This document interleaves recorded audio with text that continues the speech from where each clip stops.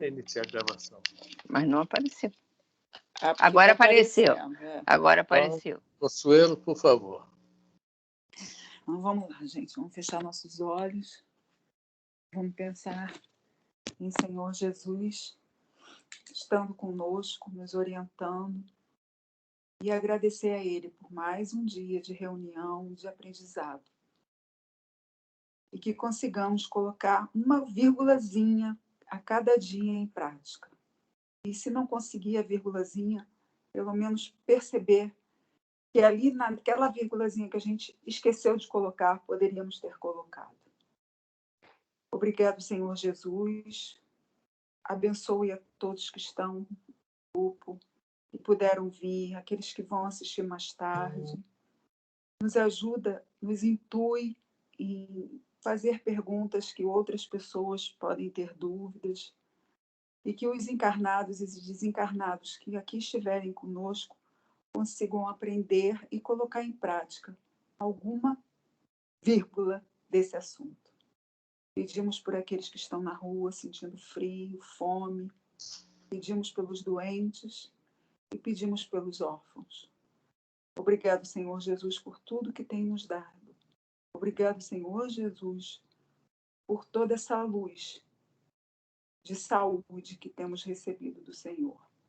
Graças a Deus. Graças a Deus. Não foi tão difícil assim, né? Não, mas eu tô suando aqui, parece que eu tô em 35 Que graus. Jogando Aqui. bola. Que isso?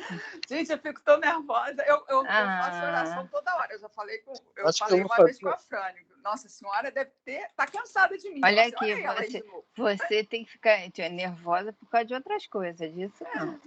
Eu acho que eu vou fazer um curso para aprender a fazer prece contigo, viu, Consuelo? Ah, tá bom. Tá bom. Consuelo, só abrir o coração e pronto, vamos que vamos. Vamos que vamos. Bom, gente, só vamos nós três, né? Nós paramos. Nós três. 26, Então, nós 64. paramos do 26,64. Ah, tá, só um instantinho, né? Hoje é o Evangelho de Mateus, tá? O Novo Testamento. Nós estamos no capítulo 26, no versículo 64, né? Isso, vamos lembrar que... 63. Uhum. Vamos lembrar que... Fala. Vamos lembrar que quem não tiver esse Evangelho do Haroldo Dutra, esse Novo Testamento do Haroldo Dutra, pode usar a Bíblia, né, no capítulo de Mateus. Eu estou usando a Bíblia. Isso. 26, 60. Isso, nós vamos voltar, vamos ler tudo, vamos ler daí diante. Não, vamos voltar, porque de repente chega alguém, né, pega no... Mas a gente vai continuar começando no 63 depois, tá? Vamos voltar, vamos lá. Então, eu vou ler Jesus diante do Sinédrio, né? 26:57. Vamos ler de novo. Os que agarraram Jesus o conduziram ao sumo sacerdote, Caifás, onde os escribas e anciãos estavam reunidos. Pedro o seguia de longe até o pátio interior da residência do sumo sacerdote. Após entrar no pátio, sentou-se com os servidores para ver o fim.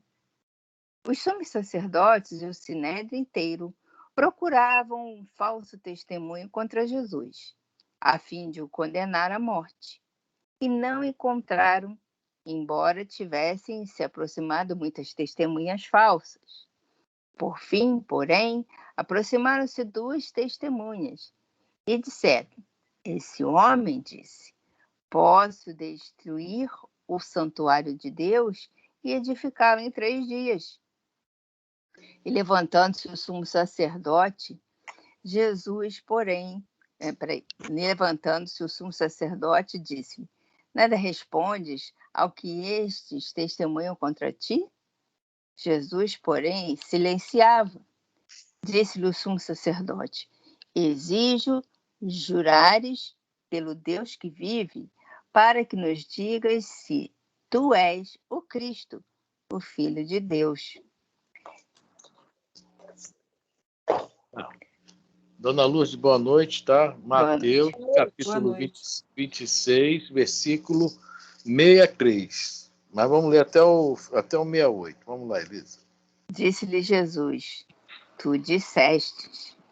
Todavia eu vos digo que, desde agora, vereis o Filho do Homem sentado à direita do poder, vindo sobre as nuvens do céu. Então o sumo sacerdote rasgou suas vestes, dizendo: Blasfemou! Que necessidade temos ainda de testemunhas? Eis que ouvistes agora a blasfêmia. Que vos parece? Em resposta, eles disseram: É culpado de morte. Então cuspiram no seu rosto e esmurraram-no. Outros o esbofetearam, dizendo: Profetiza para nós, Cristo. Quem é que te bateu? Um julgamento, né? Bem rápido, né? Bem simples. Procuraram falsas testemunhas, ninguém conseguiu falar nada contra ele, né? Porque ele não fez nada de errado durante toda a vida. Isso é que é viver em linha reta, né? E vamos começar então, né? Sobre essa questão das duas testemunhas que chegaram lá, fala sobre a questão do templo, e ele falou que, né, não entenderam. Né? Quando ele falou que podia derrubar o templo e edificar em 3 dias, estava falando sobre justamente o templo de Deus, né, o nosso corpo, e em 3 dias ele ressurgir, né, se materializar e continuar entre nós durante 40 dias. Né? Eles acharam que ele estava falando daquele templo de Jerusalém. Espaço físico, né? E o que é mais interessante, aqui tem Atos do Apóstolo, isso aqui, olha só, Atos do Apóstolo, tem. No capítulo 7 de Atos dos Apóstolos, quer dizer, quem quiser ver, vê, senão só ouvir o que eu vou falar, que é um minutinho só. Atos dos Apóstolos? Capítulo 7. Peraí, deixa eu achar. Peraí, também ainda não achei, não. Não, eu estou procurando também onde é o versículo, eu também só sei que é aqui, ó. Se você não sabe, então... Não, o versículo, né? Mas qual é o capítulo? 7. Capítulo 7. Tá, achei o versículo lá. Versículo... Capítulo 7, capítulo 13. Não, capítulo é no 7. 7, qual versículo? 47. 47. 47. É sobre essa questão do templo, que eles tanto defendiam, o templo de pedra, que nós também defendemos, minha casa espírita, etc. Né? Os nossos irmãos protestantes, evangélicos, católicos, todo mundo defende o templo de pedra. Aí, quando Salomão foi construir o templo de pedra, o primeiro templo de Jerusalém, Deus, através dos profetas da época, no simbolismo, não queria.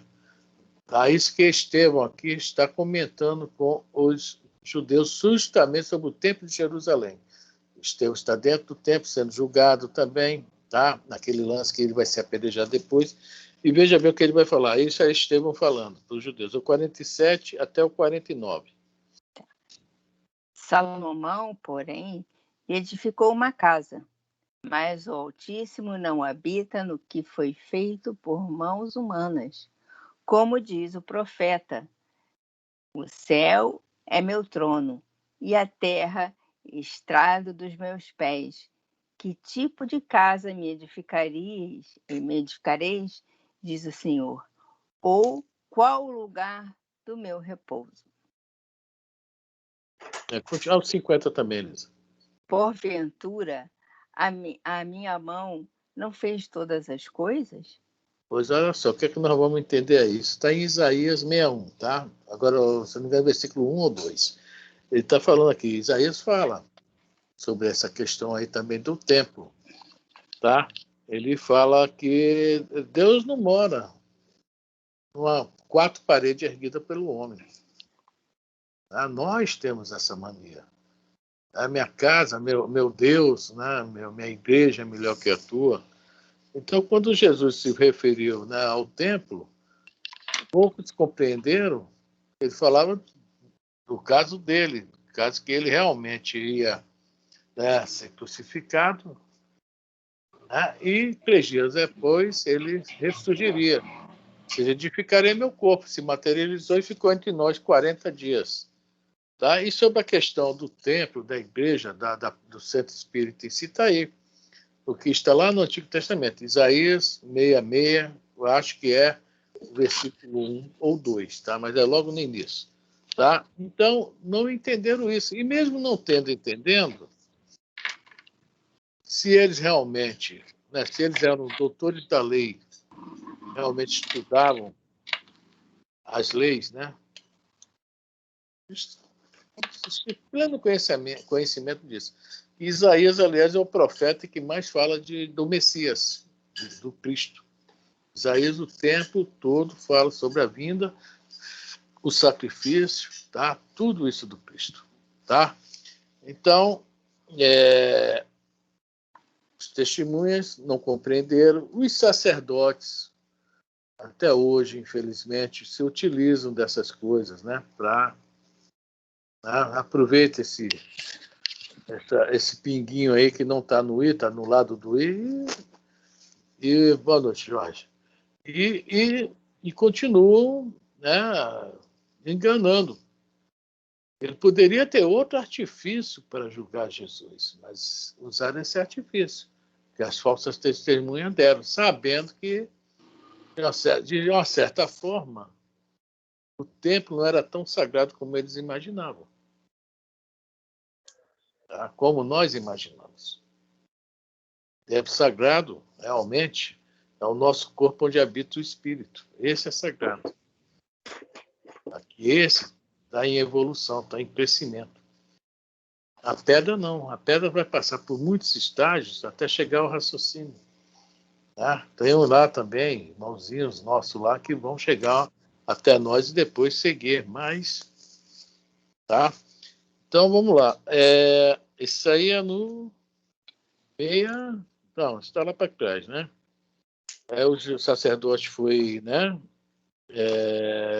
Contra ele e tal. Aí no 63 ele fala assim, o sumo sacerdote: exijo jurares pelo Deus que vive para que nos diga se tu é o Cristo, filho de Deus. Espera aí, explica para o pessoal que tu voltou para o Mateus, capítulo 26, versículo 63. 63, isso aí, desculpe, tá? Voltei um pouquinho. Porque o sacerdote aqui quer que Jesus faça uma afirmação. Exijo. Ele quer que ele se entregue. Sim. Que ele produza provas contra ele mesmo. Isso. Tá? Que ele assuma. É isso? Ele quer isso. Né? Me pede que jurares pelo Deus que vive. Que é outra coisa interessante disso aí, tá? Deus que vive. As antigas religiões, na época lá de Moisés e do próprio Cristo, tinham os deuses mortos. Na mitologia. Tá? Eles eram deuses que viviam somente, né? Nós sabemos que era sacrifícios, era isso, aquilo, mas eles não tinham regras, não tinham, não interviam na vida de todos. E o Deus único de Israel, vamos usar a simbologia bíblica, né? Deus único de Israel era um Deus vivo. Ele estava junto com o povo o dia inteiro, o tempo inteiro, a vida inteira. Ele não estava somente no templo esperando um sacrifício. Ele estava lutando, apesar de a luta não ser da lei de Deus as guerras, mas eles estavam lá. Em tudo que é lugar, ou seja, o próprio Antigo Testamento, várias vezes, quando alguém vai se dirigir ao Deus de Israel, fala, o Deus vivo. Deus que interage com seus, como é que se fala? Com seus filhos.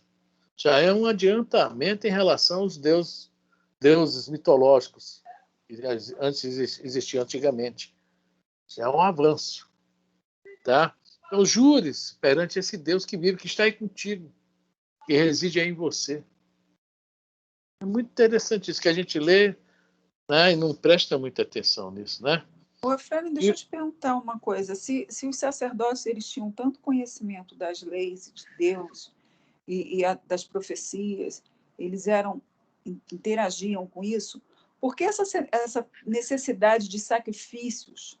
Porque se tudo é criado por Deus, é uma coisa que eu nunca entendi. Se tudo é criado por Deus e Deus é único, né?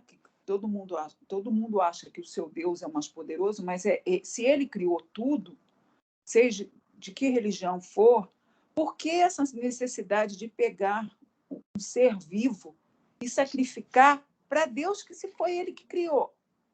Eu Boa nunca pergunta. vi lógica nisso. Boa pergunta. Boa pergunta. Ótima pergunta. Um dia desse, eu estou procurando uma peça aí para um trator. E lá em Santa Catarina tinha um cara anunciando uma. Né? Aí eu passei um zap para ele. No meu zap, tá a minha cabecinha bonitinha sorrindo com a camisa do Fluminense. E escrito ao lado, está fora da caridade na salvação. Está no meu zap isso. Quem já prestou atenção, não sei, né? Se vocês já prestaram atenção nesse pequeno detalhe, né? Aquele sorriso lindo, com aquela camisa linda. Mas aí o cara... Não é isso? É lindo. A camisa é maravilhosa. Eu adoro eu posso não ser, mas a camisa é. Pois é, o cara, em vez de me dar o preço da máquina, primeiro fez um sermão para mim. Ô, meu amigo, procura o teu padre aí, sei lá o que é, que ele está enganado. Em Filipenses, não me lembro o capítulo, né? Número, eu acho que é capítulo 7, tal, Paulo faz a seguinte observação. Ele fala mais ou menos isso. Ô, Elisa, você consegue achar que até era importante saber essa... Porque eu vou ligar o telefone aqui, o outro, tá lá, que é muito importante para a gente estudar o que Paulo fala, entender o que Paulo fala, para entender a questão do sacrifício. Tá? Na Bíblia, vai procurar na Bíblia. Filipenses. Tá. Cartas de Paulo. No Novo Testamento também, lá no final. Tá. Então, o Paulo, vamos só começar a falar. Paulo fala mais ou menos assim. Nem só, não é através das tuas obras que vivereis, mas sim pela sua graça e sua fé. É mais ou menos isso que ele fala. Ou seja, eu botei lá, fora da caridade na salvação. Foi a minha colocação lá. Tá? E Paulo fala isso. Não parece uma contradição enorme? Pelas obras nada conseguirás, sim pela graça e pela fé? Concorda com o senhor ou não? Sim, mas essa fé não pode ser uma fé parada. Tem que ser uma fé que te mostre que você tem fé. Né? Isso é o que, né, nós pensamos. Tá? E o que Paulo também afirmou nessa colocação. Mas para quem lê na letra, não. A fé basta ter fé, que cai na graça e não precisa de obra. E Jesus é bem claro. A cada um Filipenses. Qual é o capítulo 7, se eu não me engano. 7. Estou 7. procurando aqui, mas não... Não, posso estar enganado, gente. Desculpa. 7 não tem capítulo 7, só vai até 4. A Filipenses, carta aos Filipenses? Mas o que foi que ele falou para a gente procurar? Só vai até 4. Viverás pela fé. Serás salvo? Não, serás salvos pela fé. Tá? Salvos pela fé. Ó, Filipenses, capítulo 1. Vai do versículo 1 até o versículo... Salvos pela carta. Já achei aqui. Não achei não. Tá aqui. Desculpe, gente. Não é Filipenses, é Efésios. Por isso vocês me acham. É parecido. Não ia achar não, que é um antes, né? Efésios tem 7. Não tem 7. Efésios, capítulo 2, versículo 8. Ah, tá. Já ia te falar onde que tu achou o 7. Desculpa, Efésios, capítulo 2. É que deve ser outra coisa que eu li, está em outro lugar. Graça sois salvos, mediante fé. E isto não vem de vós, é dom de Deus. Agora o 9. Não de obras, para que ninguém se glorie. Entendeu bem? Mas os evangélicos até hoje acham que tudo é pela graça. Isso. Mas eu falei para minha amiga, não é pela graça, é pelo mérito. Ela acha que não é pelo mérito, é pela graça. Eu não entendi. O que quer dizer com graça? Graça porque é simpático a Deus. É simpático a Deus. Vai na igreja, reza, ajoelha, bota a Bíblia debaixo. Você tem fé, ora, coisa tal. É isso aí. É igual o espírita que vai para o centro, bota, né, tal, e acha que isso também... Boa noite, seu Roberto. Boa noite, gente. Acho que isso também vai ser. Boa noite. 4% todo dia e tal, não bota a mão na obra. Isso, eu falei, não é graça, é mérito. Por que Deus ia julgar, dar graça para um e não ia dar graça para outro? Se ele ama. Isso é a nossa visão espírita. Mas vamos voltar agora a Efésios, capítulo 2, tá? Versículo 8 e 9. Quem são os Efésios? Alguém se lembra que era Éfeso, a cidade de Éfeso? Existe um contexto. Aqui temos um texto, mas por fora dele há todo um contexto. Éfeso era uma cidade muito rica. Paulo foi pregar lá, levou surra, teve que sair correndo, aquela história toda. E lá havia uma deusa, a Diana. E os... Estão me ouvindo, né? Estou. Então, e os efésios, tá? Sacrificavam para Diana, davam altas somas ao templo de Diana. Paulo foi denunciado lá por um tal de Demétrio, lá na cidade de Éfeso, porque esse Demétrio vivia de vender coisas com o nome de Diana, santinhos, igual aqui hoje. Ela era a deusa da caça, né? Não me lembro. Sei que ela era uma deusa que protegia Éfeso. E Paulo chegou lá com a história cristã e realmente conseguiu penetrar e começou a dar prejuízo para o pessoal do templo, que vivia do templo. Tipo aqui hoje, o pessoal... Paulo até vai botar em uma de suas cartas, Paulo vai botar aqueles que querem viver do altar, que viva, mas eu não, eu trabalho. Né? Essa questão de ser pastor, ganhar 10% e viver do dízimo. Né? Bom, vamos ao assunto que interessa. Os efésios estavam acostumados a sacrifício, a doar somas. Então, quando Paulo implantou lá o cristianismo, eles deixaram de ser, né, de Diana, digamos assim, né, de adorar a Diana, e foram adorar o Cristo. Eles acharam a doutrina boa, maravilhosa, mas a mania de querer comprar, tá, de negociar, continuou, de querer dar doações, sacrifícios, etc. Aí Paulo é bem claro nessa... Pô, apagou aqui. Aí o que acontece? Paulo manda a carta para eles, porque aquela questão que Paulo não podia ir em todos os lugares. Falando, olha, gente, olha só o que ele fala aqui. Pela graça sois salvos por meio da fé. Isso não vem de Deus. É dom de Deus. Não vem das obras. As obras que Paulo está se referindo, para que ninguém se glorie. Era essa que o cara chegava. Eu fui lá no templo, hoje doei R$1.000. Não, eu doei 5. Essa obra aí que Paulo está criticando. Entendeu? Bem, é um texto e é um contexto.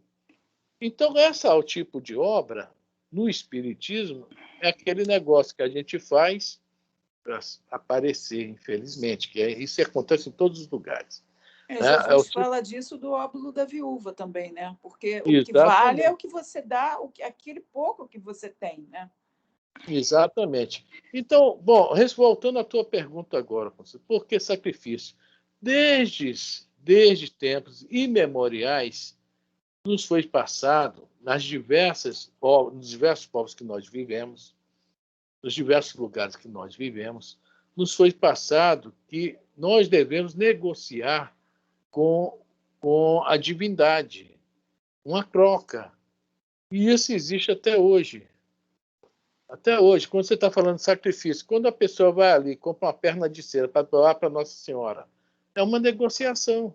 Não é um sacrifício mais de matar um animal, mas é um sacrifício financeiro, digamos assim. De repente, aquela pessoa está num aperto financeiro tremendo, mas teve uma graça que melhorou de uma doença, vai lá doar um braço, uma perna de cera para... Melhor dar um prato de comida para um faminto. Mas esse é o pensamento na visão espírita, né? Na visão geral por aí. É isso aí que nós estamos falando. Entendeu porque essa questão dos sacrifícios que existia naquela época eram normais. E era uma forma bruta para um povo bruto, bárbaro. Tá? Tanto que era o seguinte, quando eles chegavam lá no Templo de Jerusalém, que eles doavam um animal, o animal tinha um pátio dos sacrifícios, o sangue, o caso do que significa a vida, era para Deus. Esse sangue era queimado, a fumaça representava Deus aspirando. Nossa, que coisa mórbida. Aí falava, o sacerdote chegava, olha, seu sacrifício foi aceito. Uma parte do boi, digamos assim, ficava para o sacerdote, uma parte para o templo, e uma parte voltava para o dono do sacrifício, que comprou, que bancou o negócio, e ele levava para casa, olha só, convidava a família e os amigos e fazia um senhor banquete, porque o meu sacrifício foi aceito. Era uma forma de prender o homem daquela época a Deus. Ele não conhecia uma outra forma melhor do que essa. Mas um pouco sem lógica, né, Afrânio? Até hoje, determinadas religiões fazem sacrifício de animal. Eu continuo não entendendo, porque seja para que entidade for, né, essa entidade é uma entidade maior. Se ela quiser, se você acredita que ela é tão forte assim, se ela quiser, ela mata o animal, ela não precisa que você mate, que você pegue um sangue. Quer dizer, é uma coisa tão sem lógica, sabe? Ainda mais no mundo de hoje, que eu... Ainda é herança disso, uma herança coletiva ainda, né, seu Coisa? Chama atavismo. Ainda Agora, quanto a essa questão aí do sacrifício que ainda fazem hoje, seu Roberto entende. O negócio é sério, né, seu Roberto? Não é assim? O negócio é sério. E depende, veja bem, pode não ser uma fé raciocinada, mas é uma fé. Uma fé. Então, rudimento de fé, digamos assim. Não pode ser raciocinada, mas para aquela pessoa é uma fé. Ela acredita naquilo que vai dar certo, que vai ajudar. Se estiver dentro do merecimento dela, claro que ela vai ser ajudada, e ela diz que foi ajudada por aquilo que ela deu. Mas que não é uma lógica, não é uma lógica. Isso aí se troca, isso existe muito na Umbanda, existe muito no Candomblé, existe muito na Igreja Católica e na Igreja Evangélica, existe outros no Espiritismo, nós não temos isso. Eu até entendo. Nós não trocamos nada. Intimamente, a gente até pode trocar. Tem gente que vai receber.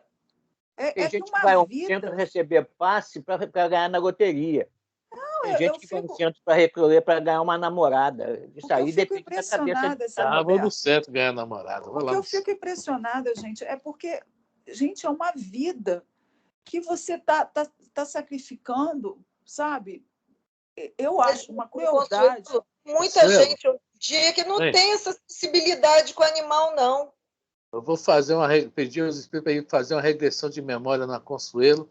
Vou ver ela com as galinhazinhas, assim, com a faca na mão. Não, eu acho realmente que eu devo ter maltratado muitos animais. Até hoje, quando a gente defende muita coisa, é que nós somos bravos naquilo ali, viu, Consuelo? Consuelo, as pessoas, quando fazem esse sacrifício, elas fazem achando que elas vão ter uma necessidade delas atendida, seja de saúde, seja de emprego, seja de qualquer outra coisa.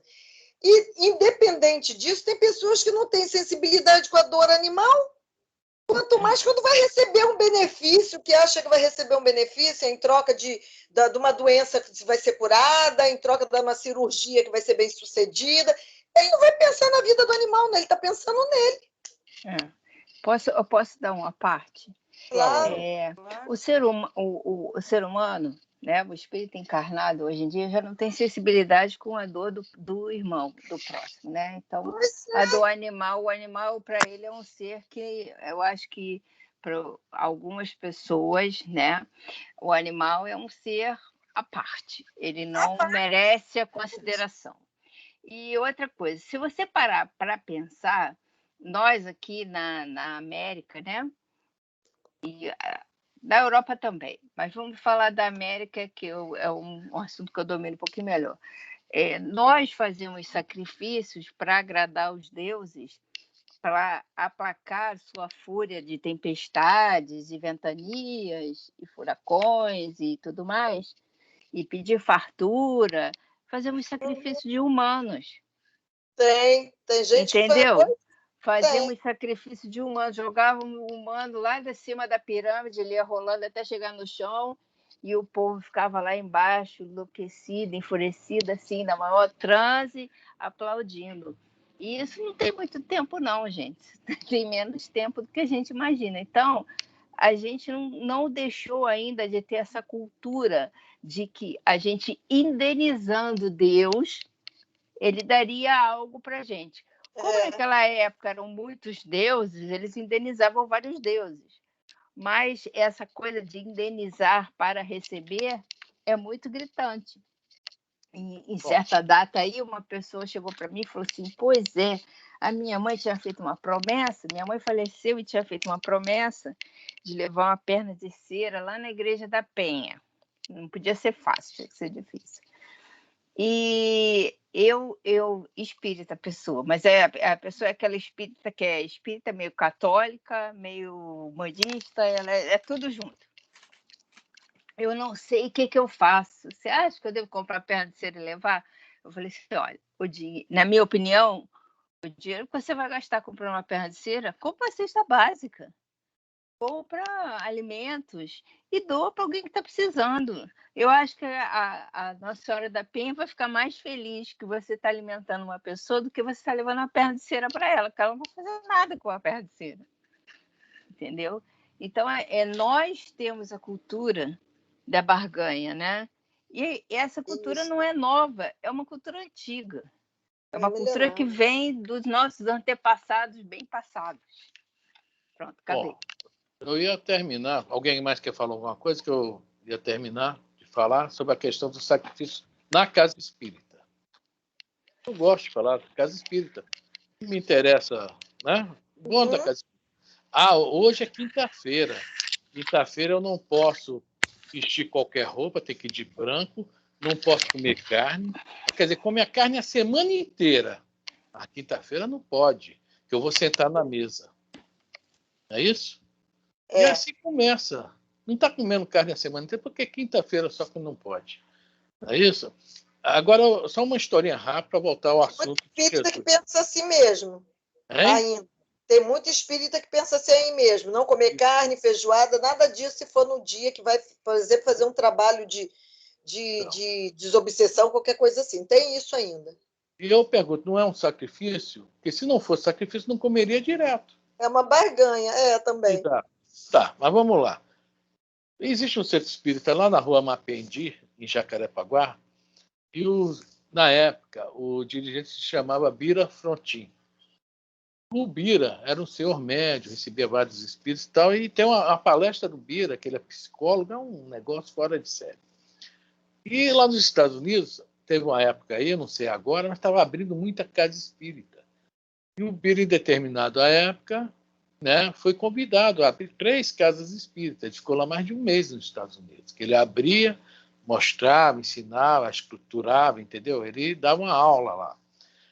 E os pessoal que o convidava, geralmente, Bira, a estadia, a passagem, é tudo por nossa conta. Você não se preocupe com gasto nenhum. Eu acho que até é lógico, ele não está cobrando. Né? Ele ia. Só que quando chegou no final, ele contou a história do CEOI, das dificuldades de manter o CEOI.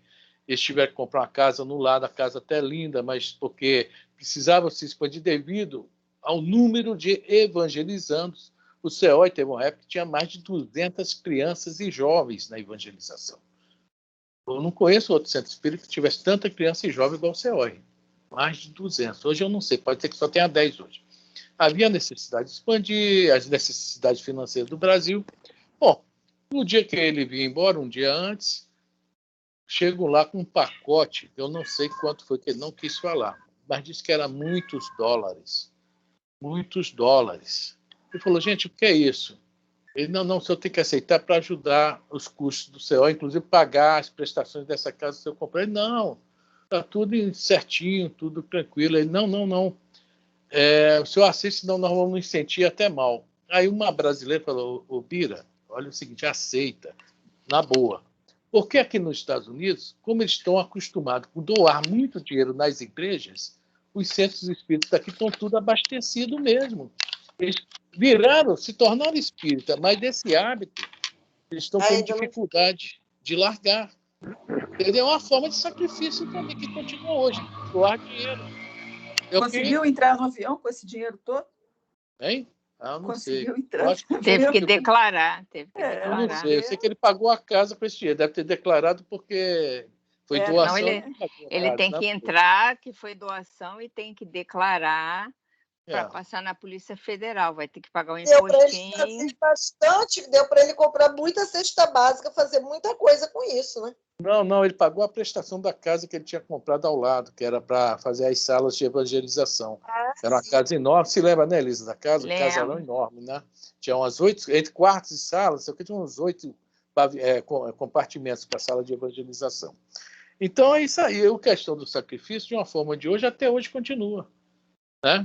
A gente vê, o americano tem essa mania ainda de doação, de estar sobrando, né? Estão ganhando bem, doar, quer dizer, não deixa ser uma barganha, uma espécie de sacrifício, né?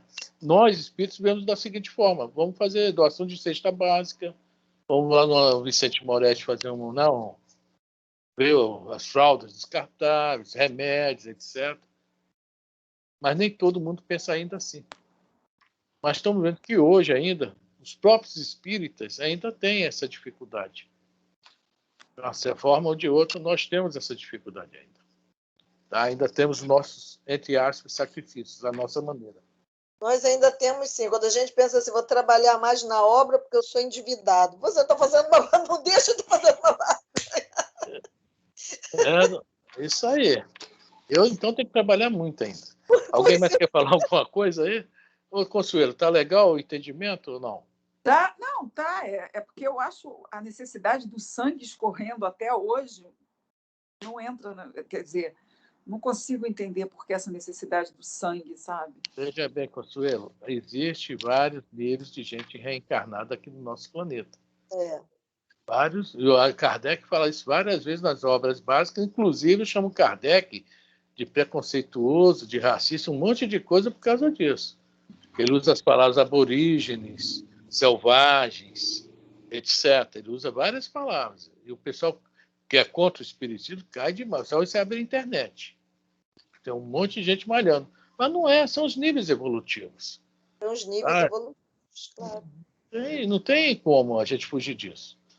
Tá? O índio desencarna, fica dentro da tábua, não tem coragem nem de ir lá fora, esperando uma reencarnação rápida, porque ele não consegue viver fora do corpo.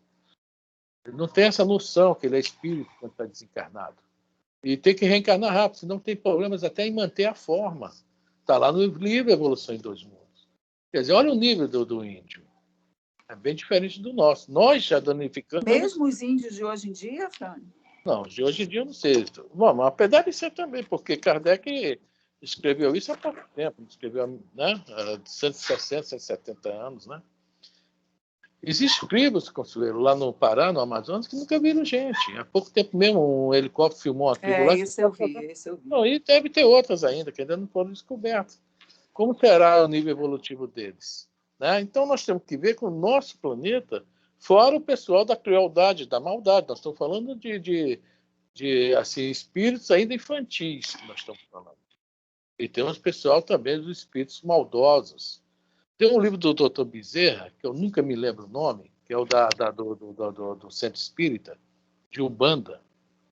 Eu não sei se é Loucura ou Obsessão. São dois nomes que eu me confundo. Loucura e Obsessão, e qual outro é não sei o que, e Obsessão também, é da FEB. É um centro de Umbanda. No final, tem uma briga, tá? Uma briga no magnetismo de duas entidades da Umbanda, e o negócio é feio, a briga. A gente lê, a gente fica imaginando, né? Só jogando dardos magnéticos no outro e tal. Tá? E a gente vai ver que era um espírito que estava odiando muito. A partir daquele momento, tem toda uma história que está lá. Tem que ler para entender o que eu estou falando. Depois se melhoram. Mas tem essas entidades aí dos sacrifícios aí, às vezes eles tiveram um problema tão sério quando encarnados que eles vão ficar aí no plano espiritual 100 anos, 200 anos, odiando. Até que a ficha cai. Uma hora eles também são filhos de Deus, também têm bons sentimentos. Aparentemente, né, não tem, mas tem. A ficha cai e eles voltam para o bem. Né? Esse livro é muito bom. Eu não sei se é Loucura ou Obsessão, é um negócio assim o nome. Acho que é o Trilhas. Não é o Trilhas, não, Jorge. É o da irmã Emericiana.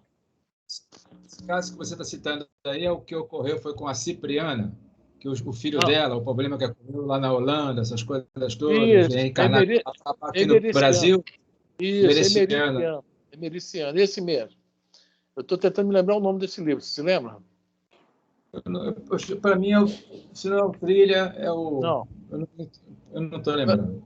Não é loucura e obsessão, ou outro nome que eu... Não é loucura, então é loucura. Eu tinha gravado, quer dizer, folha xerocada, eu tenho um montão de xerox aqui para achar. Deixa eu ver. Eu acho que é loucura, assim, viu? Loucura e obsessão. Loucura. Ele ficava aqui na minha frente, mas também não está aqui, não estou vendo. Loucura e obsessão está bem ali, na minha mão. Não é sobre o novo prisma, não? A loucura sobre o novo prisma? Não. Eu não estou lembrando, adianta. Esse é o loucura e obsessão. Deixa eu ver, em um minuto eu vejo. Só ver se tem o nome Carlos aqui.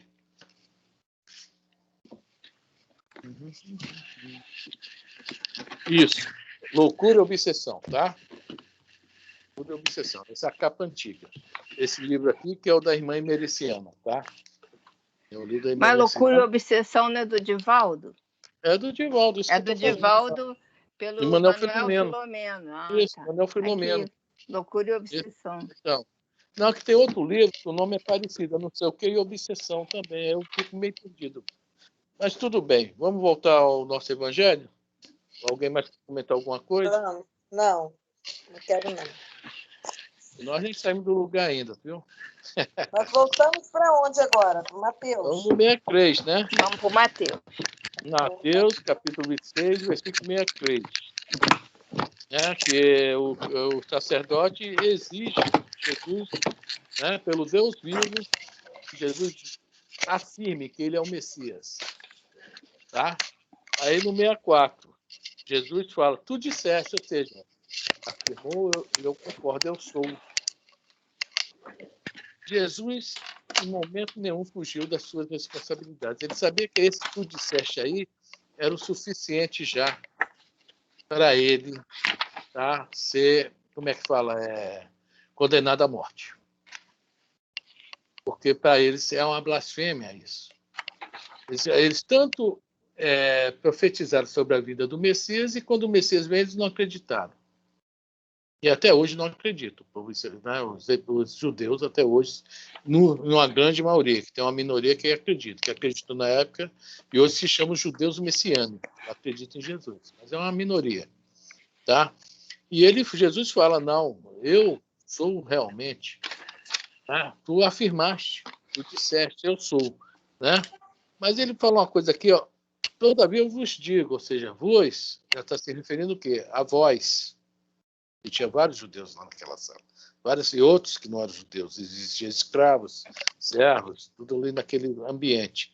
Né? Eu vos digo que desde agora vereis o Filho do Homem sentado à direita do poder, vindo sobre as nuvens do céu. Muita gente fala, até próprio cristão fala, puxa vida, essa profecia é uma das que não foi cumprida ainda. E fica esperando a vinda de Jesus. Nós já falamos sobre isso aqui. Né? Esperando a vinda, os anjos chegando, Jesus lá sobre as nuvens e tal, numa boa. Tá? Quando ele fala, eu vos digo, falo para vós que ele virá, ele está falando aqui para nós, nos colocando, que, ó, agora vereis, né? Que desde agora vereis o Filho do Homem, ou seja, no futuro. Ele está falando sobre reencarnação aí. O sentido disso aí, tudo fala. Que a profecia ainda não foi, não se cumpriu, que ela é futurística. E quando ele fala o Filho do Homem sentado à direita do poder, o que é o que ele trouxe para nós? O que é que para nós é Jesus? É o Evangelho. E a direita, nós sabemos naquele simbolismo que a direita é justamente a mão da justiça, a mão do poder. Então, o Evangelho virá estar sobre nós, vindo sobre as nuvens do céu, em todos os planos, material e espiritual. Mas isso era muito para a maioria daqueles daquela época compreender. Assim como não compreenderam sobre a acusação que foi feita a ele do templo, que impedia ele de ficar no templo, o assunto é o mesmo. Jesus nunca falou para encarnado, ele falou para o Espírito. Para nós, Espírito. Porque Jesus sempre se preocupou com a nossa evolução, nosso crescimento.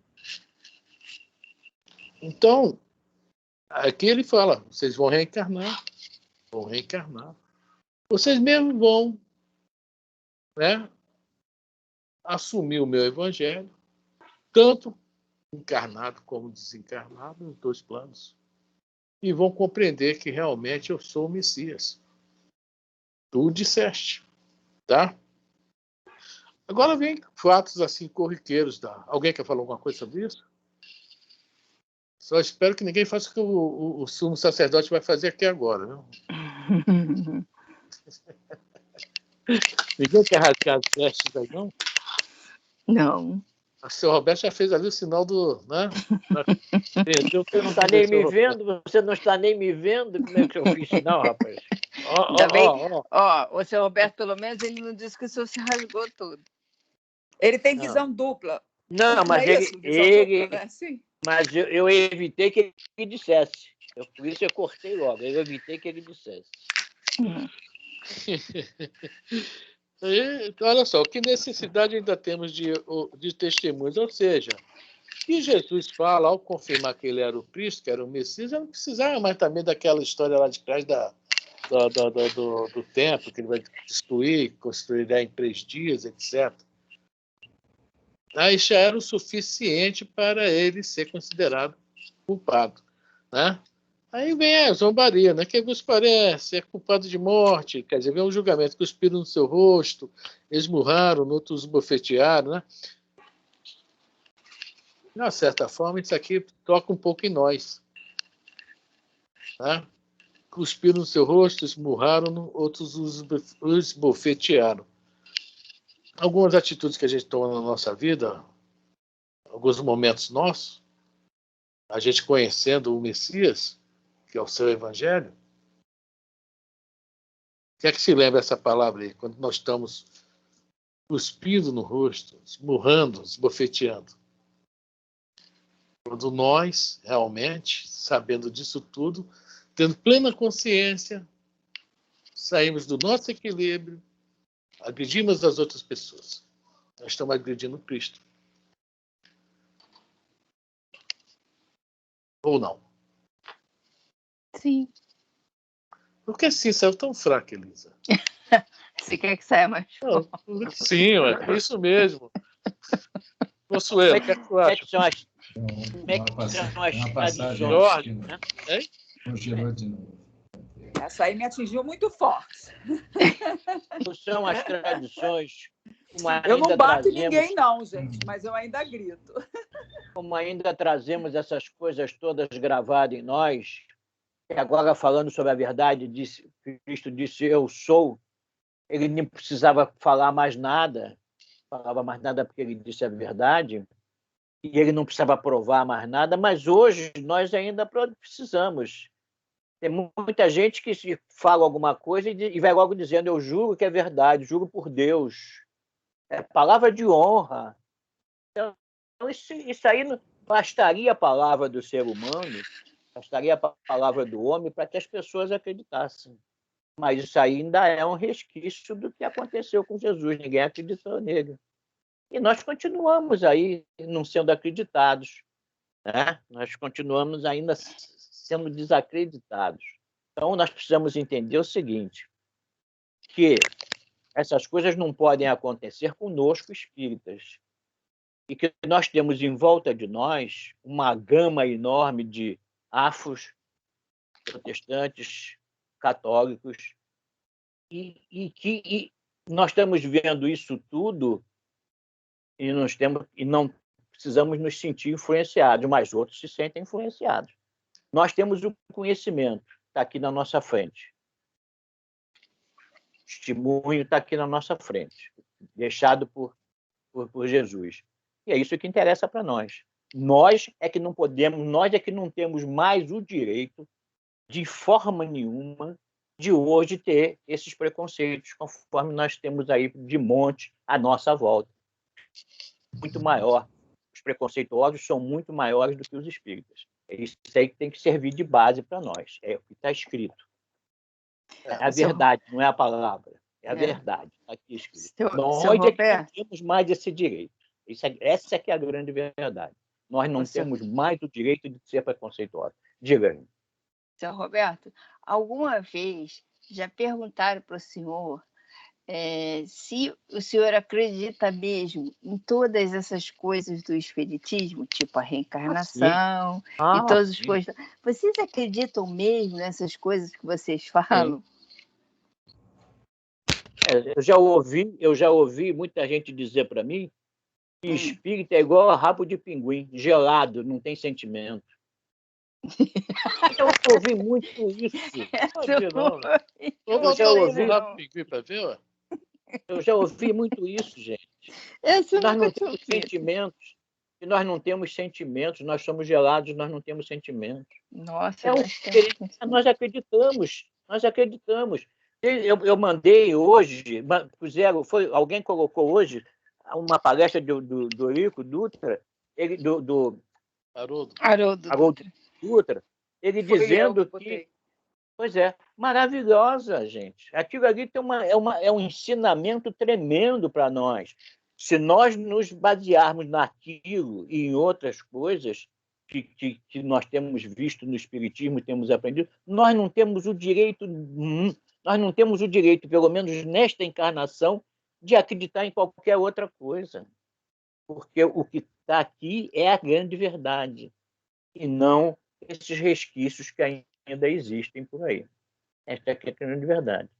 E nós temos que aplaudir muito aqueles de outras religiões que estão se interessando em conhecer o Espiritismo. O Jorge é testemunha disso.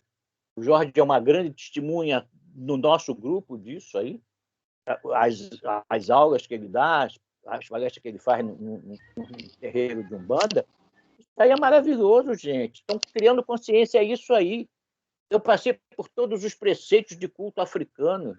Eu passei por todos os preceitos. Eu era a segunda pessoa do barracão de candomblé. E hoje estou aqui. E não trago comigo ranço nenhum. Não fechei, conforme diz o baiano, não fechei a porteira com o taco da bota. Eu não sei o dia de amanhã, mas não trago ranço nenhum. É a consciência. O espírito vai criando essa consciência. E por causa disso, hoje, eu não tenho direito de maneira nenhuma de pensar mais nisso. Eu tenho que ver isso aqui, o Evangelho de Jesus. É isso aqui que me interessa. Era só isso. Eu queria pegar então um pedacinho aí do que caiu a internet aqui, ficou fraca, que congelou um pouco.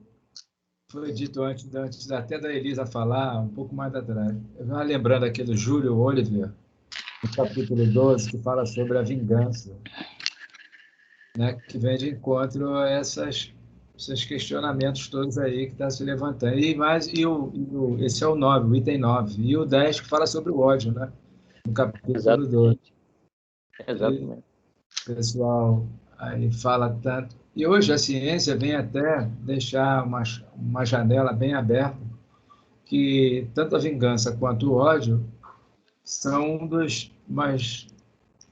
Nem sei o nome que eu devo até dizer, que traz para a gente as manifestações de certas doenças que estão adormecidas em nós, né?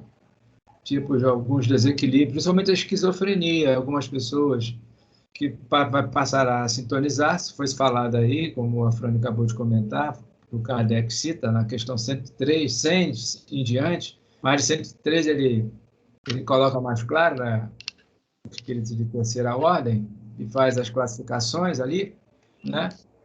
E as pessoas primeiro começam a sintonizar-se. Depois da sintonia, começa a afinidade, que vai se estabelecendo quando o indivíduo acorda ou estará lá perturbadão ou procurando um médico, ou depois chega a uma ambiência espírita para devido tratamento, né? Eu acho que são sentimentos, porque o ódio é uma coisa que a gente sente, né? A vingança é uma vontade. Então, são sentimentos que mexem com emoções que adoecem a gente. As emoções E os sentimentos vão se enraizando na gente, né?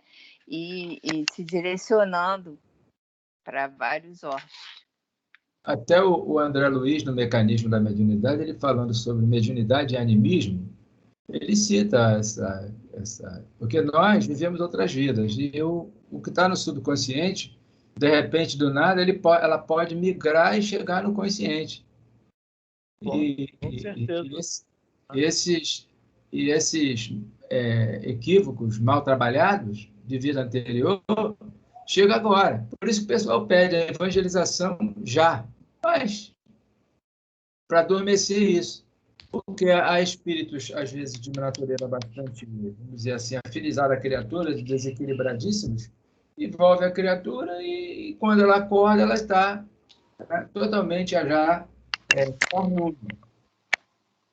É só acrescentar uma coisinha sobre esse problema do animismo. Eu não sei se é aquele livro Diretrizes de Segurança. Divaldo fala que todos nós somos anímicos. Todos nós. Todos. Parte da mediunidade é animismo. E se todos nós somos médios, confirma isso que o Jorge acabou de falar agora. A gente traz esse animismo filtrado, incrustado dentro de nós. Para ficar claro, o pessoal aí que não se ouviu falar, Sai Baba, todo o trabalho de cura dele era anímico, porque ele conhecia, ele sabia o que estava fazendo, né? Exatamente. E o próprio Jesus, né? Ele reunia todas as faculdades mediúnicas, todo o trabalho de cura dele era anímico, porque era ele que doava o produto dele. Era dele. Ele que se doava. Era ele que se doava. Viu lá, só uma virtude de mim, só uma virtude da hemorroísa. Anímico. Bom, vamos lá. Então, essa questão aí do esmurrar, esbofetear, cuspir, né? Mexe com todos nós um pouco, né? Aquele lance que eu falei no início do nosso estudo, que eu fui comprar uma peça, o cara foi me dar uma problema, né? Negócio da cartas a Efésios, não é isso? Eu pensei na hora, respondo ou não respondo, mas veio na minha mente aqui, não, deixa isso para lá, esquenta a cabeça não.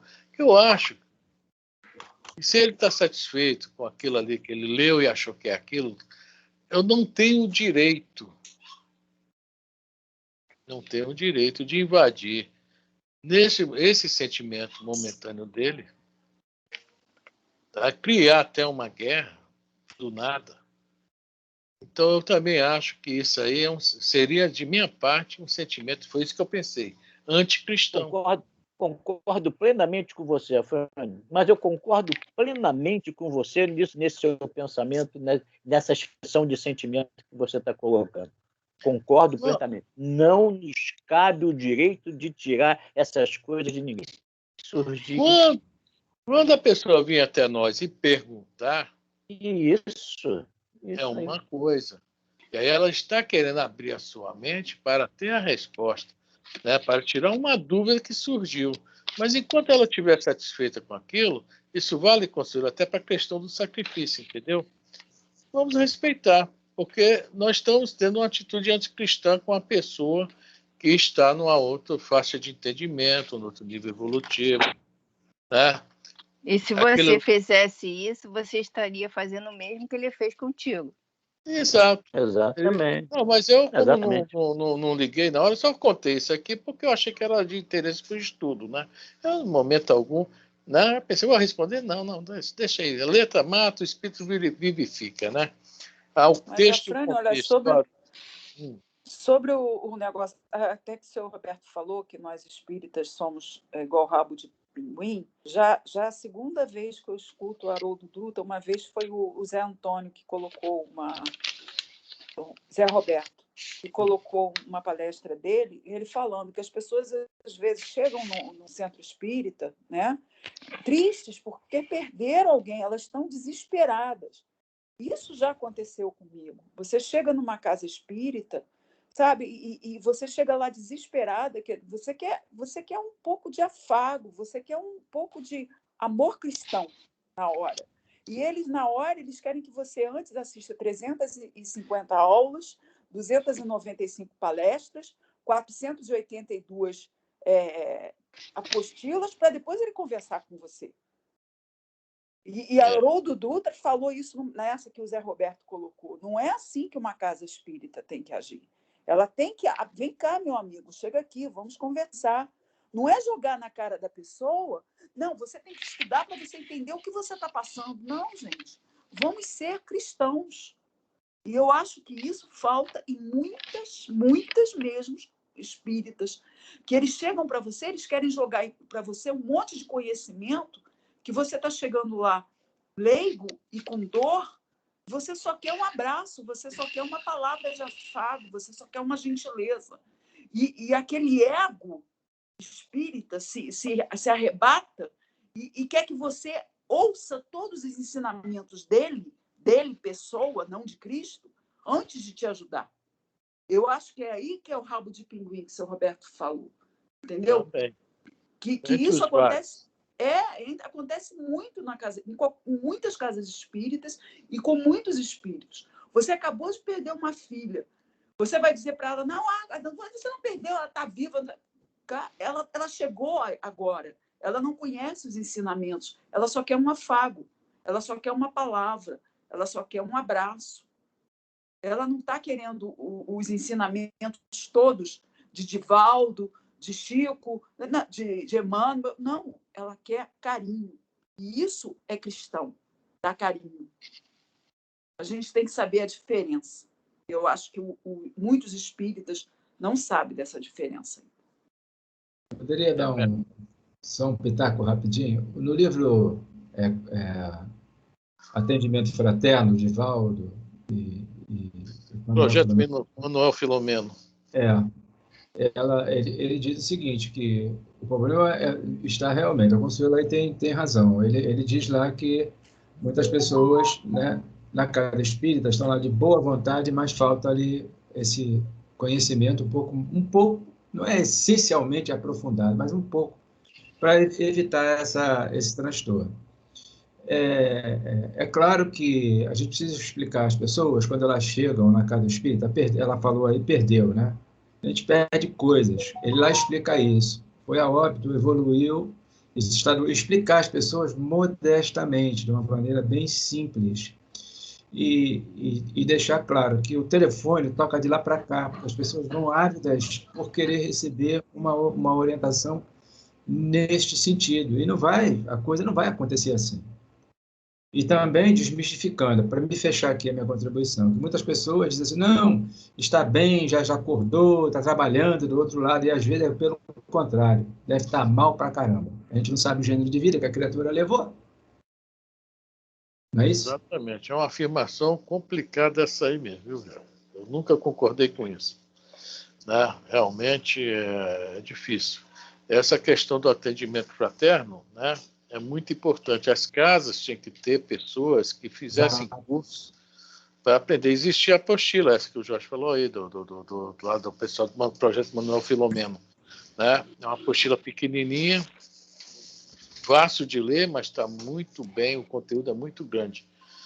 Eu fiz, só para acabar, que são 8h33 já, até a Elisa fez um curso lá no Samaritano, está lembrado, Elisa? Não. Eu fiz 4 semestres, a Elisa só fez 2, né?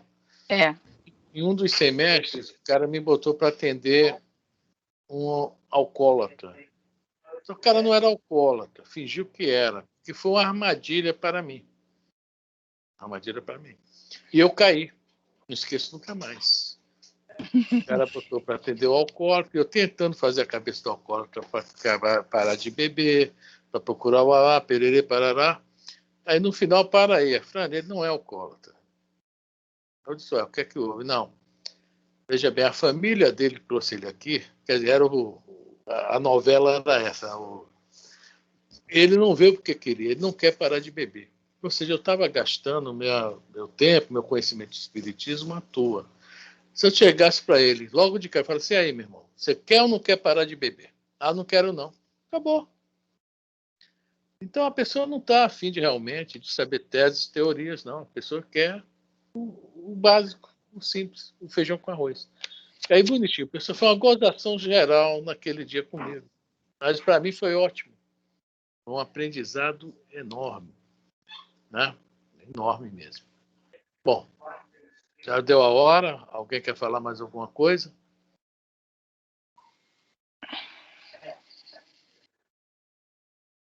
Então, Elisa, você não estava nesse dia não do alcoólatra? Não, eu já tinha parado. Pois é, até hoje devem comentar isso lá, viu? Bom, é isso aí, gente, tá? Então, não, ninguém quer falar mais nada, eu vou desligar aqui a gravação, tá? Gravou bem hoje.